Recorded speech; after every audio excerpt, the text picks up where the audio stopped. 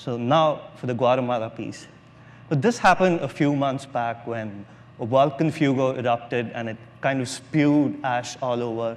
And the scene that you see here is in a village that's 5 miles below the volcano. And this is a Ford 250 truck, and it completely is covered in it.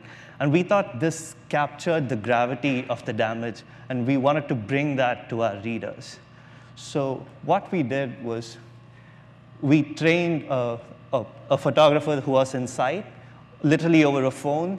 And this is all the pictures that he took, some 700 of them within the span of 20 minutes. And we use this to reconstruct it in photogrammetry. And this was our app experience, where the damage of the volcano is literally transferred from there and put right in front of the reader.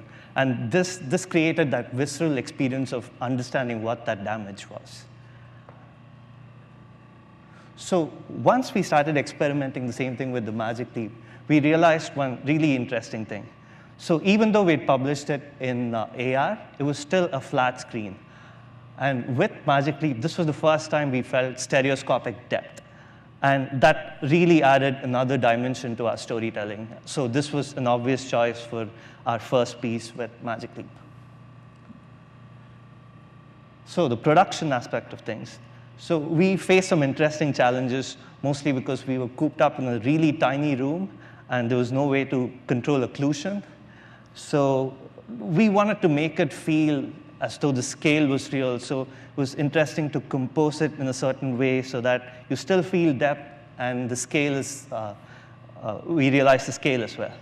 And the second aspect of things was, since we don't have control of where exactly the user places the screen, and the 3D models are relative to that, we wanted to have the bottom of it fade in a nice way. So we started out with a PNG sort of a fade, but that was causing a little bit of banding. So as Jen was mentioning, as black is rendered as transparent or transparent, we experimented with black dots that became thicker as you go, or denser as you go in the bottom. So it kind of fades away, and it blends into the user space.